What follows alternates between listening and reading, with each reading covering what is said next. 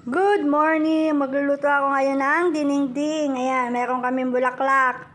Meron ding, tawag dito, dahon na, bunga ng malunggay. Yan. May mais din ako, almusal ko.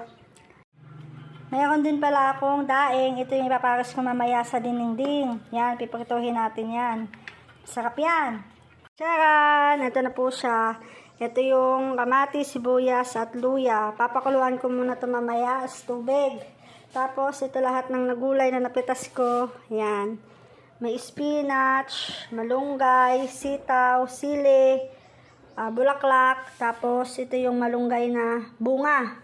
Meron din akong kardis at patani. At ito yung gagamitin kong panimpla. Bagoong na Ilocos. Okay, magluluto na tayo. Una natin ilalagay itong kardis at patani. Papalambutin muna natin yan.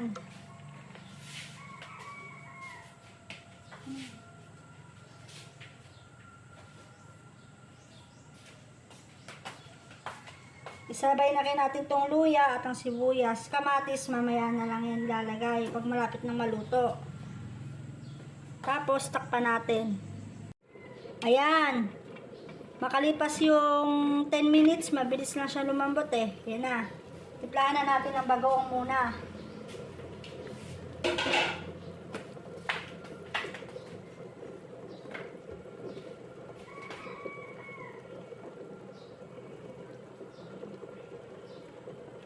Yan, mga ganitong sukat, pwede na to.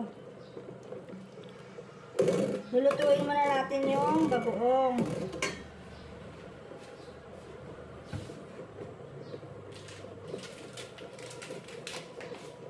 Lagyan na natin na ito, konti lang.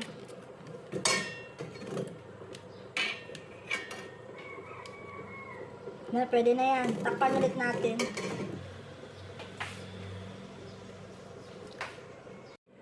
Okay, buksan ulit natin.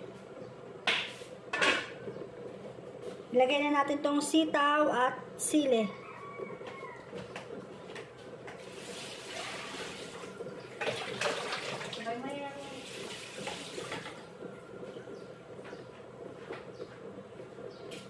Yan, buhos na natin yan lahat. Tapos, sabay na natin.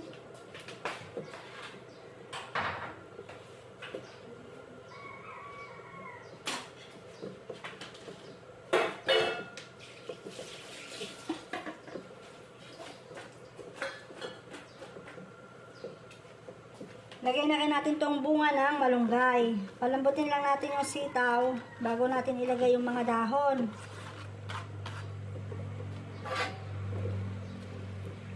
Hintayin lang natin maluto. Next na natin yung gulay. Yan. Malambot na siya.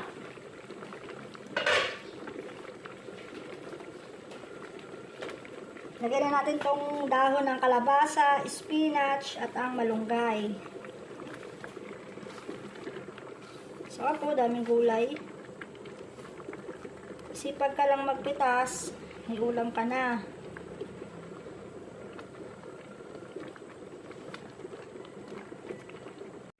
Yan, ito na siya oh. Huwag natin siya tatakpan kasi yung dahon mangingitim.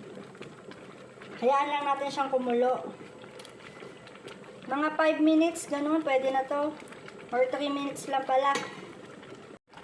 Ayan, okay na yan. Pwede na yan. Patayin na natin. Next, magluluto tayo ng daing. Magpiprito na tayo. Yan. Sarap po. Hindi yan maalat. Mas maalat ka pa dyan. Tayo natin maluto. Luto na ang ating dinengdeng all-in-one. Ayan o. Oh. Kain.